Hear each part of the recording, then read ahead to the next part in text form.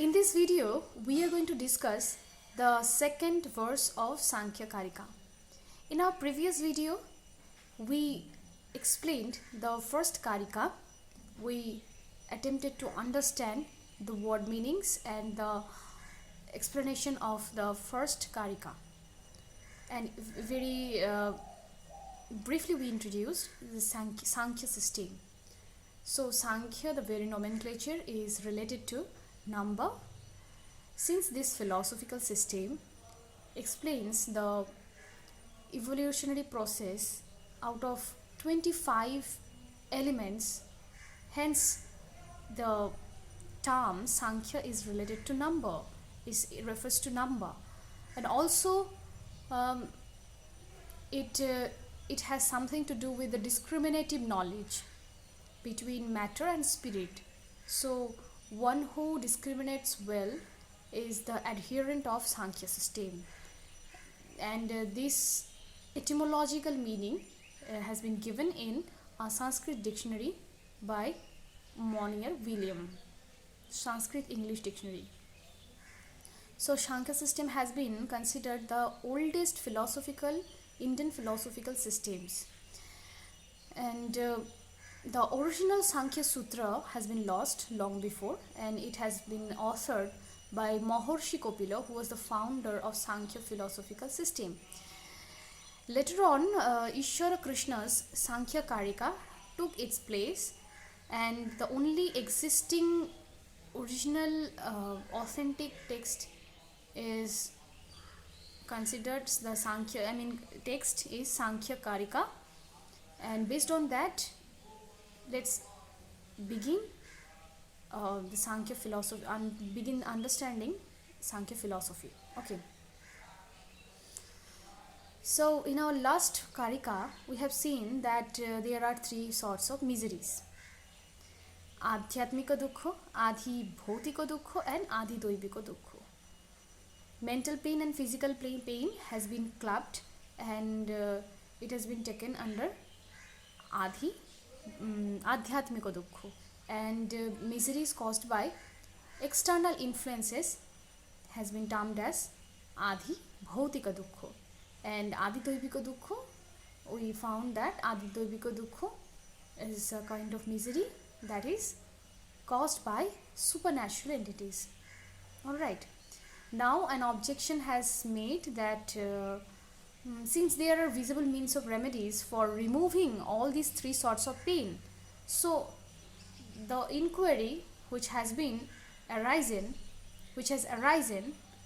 like the means for terminating all those sufferings, is superfluous.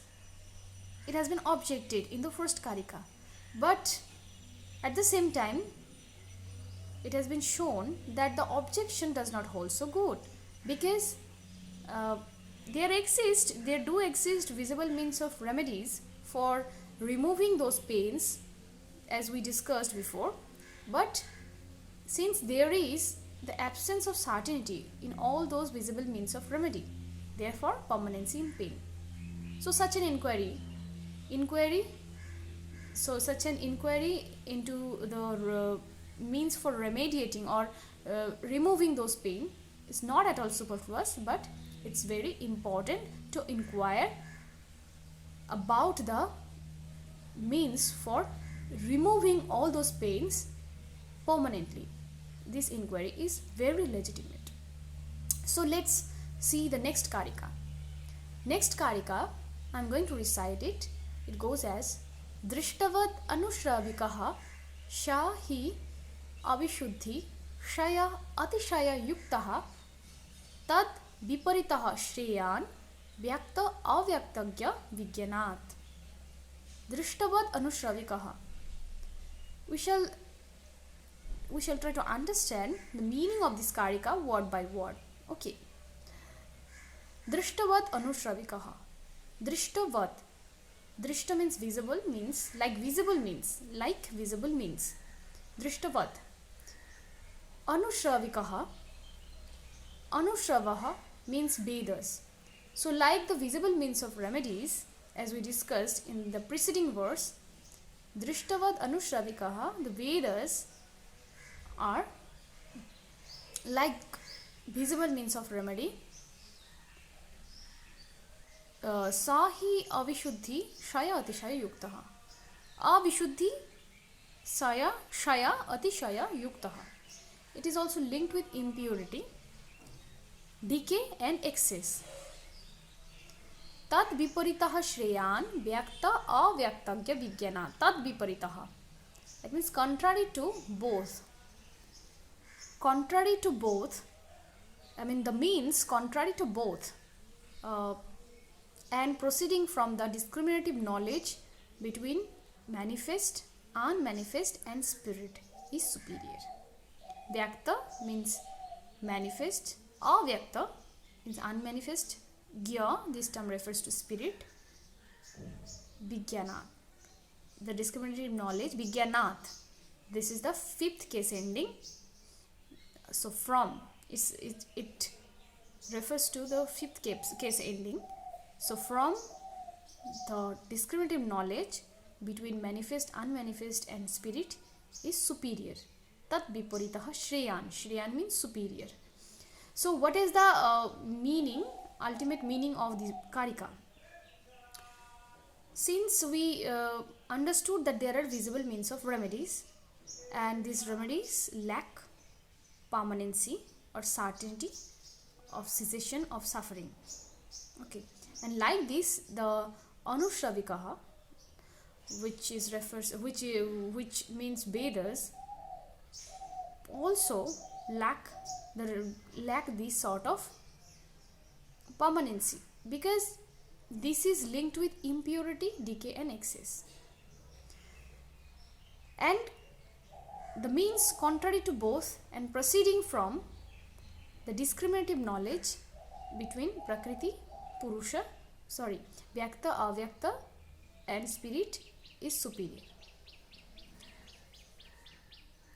So, the Anushravikaha, here the term Anushravikaha refers to Vedas, Anu and Shravikaha, that which is hard from the gurus is known as Anushravikaha. So simply it is referring to Veda. But one thing is to be noted here, that it is not referring to the philosophical part of the Veda. Rather it is referring to the ritualistic portion of the Vedas. So this Karika is basically saying that like the visible means of remedy, okay, for terminating the threefold miseries, the ritualistic portion of the Vedas is also like the visible means of remedies. Because why? It is linked with impurity, decay and excess. Why impurity, decay and excess? I am coming to that part after some time. Now for the time being, let's understand that the ritualistic portion of the Veda, like the visible means of remedy, since it is linked with impurity, decay and excess, is not worthy to terminate the threefold miseries. Okay, these are not fruitful or auto-ways to remove threefold miseries permanently. To some extent, they are also capable of removing miseries, but so far as the permanency, so far as the certainty is concerned, they are not capable of terminating threefold miseries. Like the visible means of remedy, they lack permanency, they lack certainty, because they are linked with impurity, decay and excess.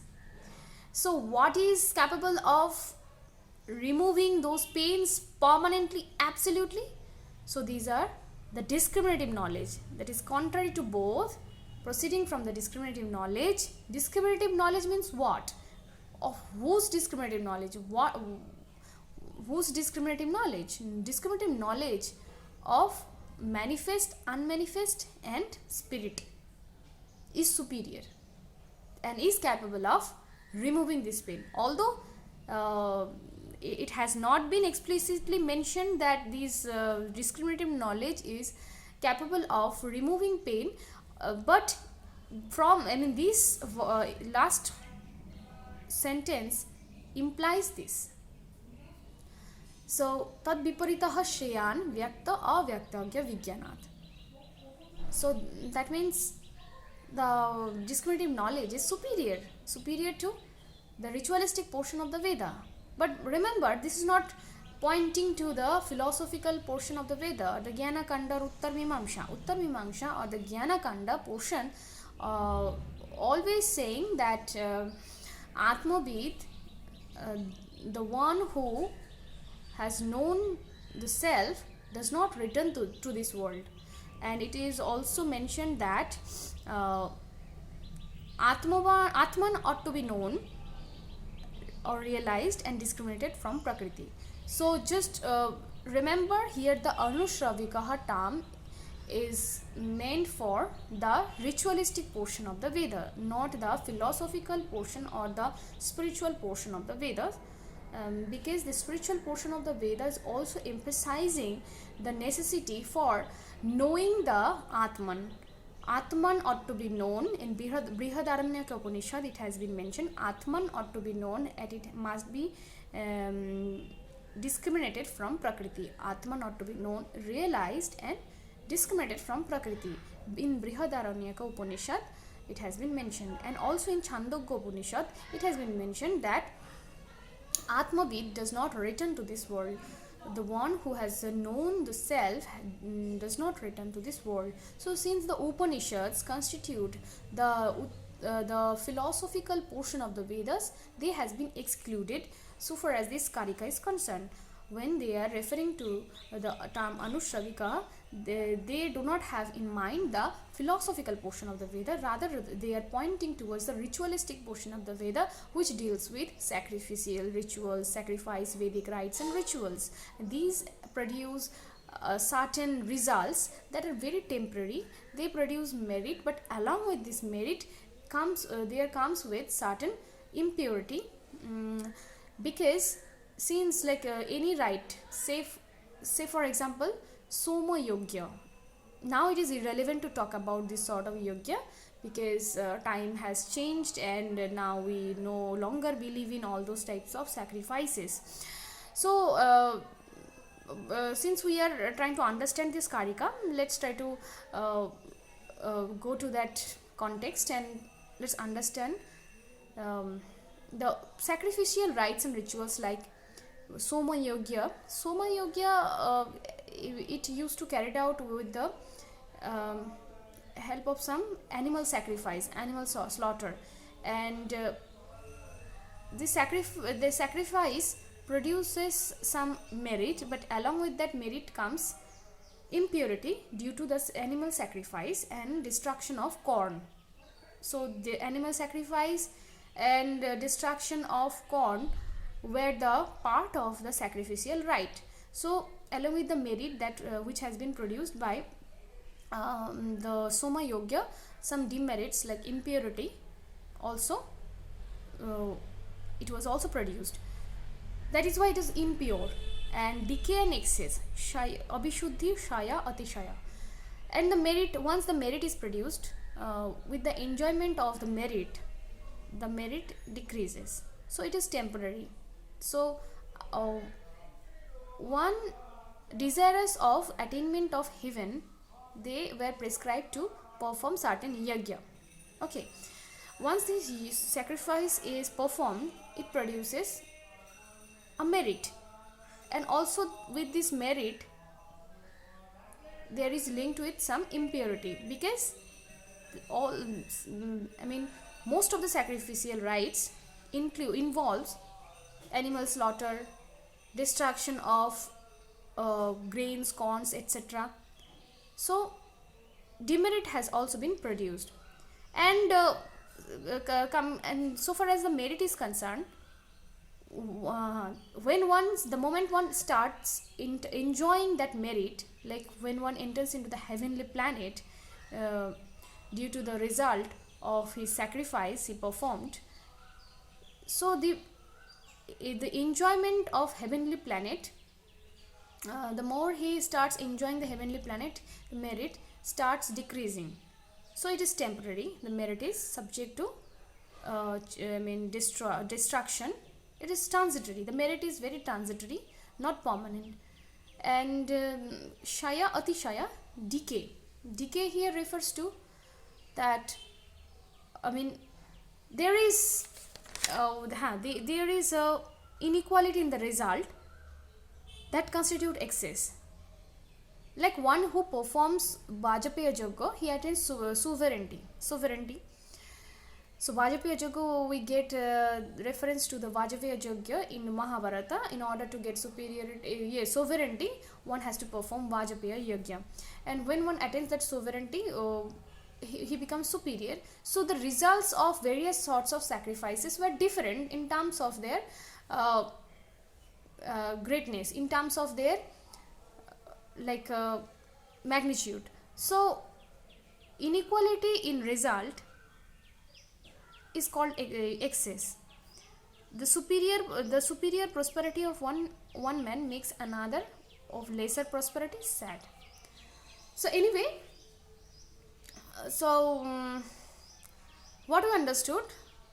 We understood that the ritualistic portions of Vedas also prescribe some means for removing the threefold miseries, like Soma Yogya, Yotishtama Yogya, and several other sacrificial rites and rituals have been prescribed in the ritualistic portion of the Vedas. And these means, like the easy visible means of remedy, they are also linked with impurity, decay and excess. They are not at all the ultimate or the absolute, the permanent means for removing or terminating miseries. So our goal is to terminate the miseries, to remove threefold miseries permanently, not temporarily. Temporarily they are means, but they are not useful, since their result is transitory and there is recurrence of pain, permanency in pain. So what is superior? The superiority of the discriminative knowledge. The knowledge has only been considered superior, like the Advaita Vedanta system. What sort of knowledge? Knowledge of factual world? No. Knowledge, discriminative knowledge is superior. What is discriminative knowledge? Discriminative knowledge between manifest, unmanifest and spirit. Manifest means the manifested world, the world of objects. Unmanifested means the primordial matter out of which this manifested world is produced, and the spirit. Okay, the discriminative knowledge of all these leads one towards the termination of suffering. So this knowledge, discriminative knowledge, is superior. It's called superior knowledge. And how is this knowledge attained? So the discriminative knowledge is attained through Shruti, Shriti, Puran, Itihash, etc. From hearing from Shruti, Shriti, Itihash, Puran, Adi. After hearing the discriminative knowledge, one has to reflect upon this knowledge through the process of ratiocination. This is called through the process of reasoning, critical thinking. One has to see the flaws, the merit and demerit. One has to evaluate the knowledge. Evaluate the knowledge on the basis of reasoning, logic. Then see if there is any contradiction occurring or not. If the knowledge is free from contradiction, then one has to absorb this knowledge in his day-to-day life without interruption and earnest desire. One has to absorb that knowledge in his day-to-day life. Thus, the discriminative knowledge practically one can absorb, and that leads to liberation from suffering. So this is all about the second Karika, Apparently, it may seem that it is not at all useful in present day context, because it is talking about the Anushravikaha and so forth. Anushravikaha, the ritualistic means of Vedas, is not at all useful, but still it is talking about the discriminative knowledge. What leads to the permanent cessation of pain is the discriminative knowledge of Prakriti, manifest, unmanifest, and the spirit. This is the knowledge that leads to the cessation, permanent cessation of suffering. So the ultimate catch line of the Karika is the Tad Viparita Shreyan Vyakta Avyaktaga Vigyanan. So if you are asked that what can lead us to the cessation, permanent cessation of suffering, the answer would be the discriminative knowledge between Prakriti and Purusha enable one to get rid of all sorts of suffering permanently. Thank you.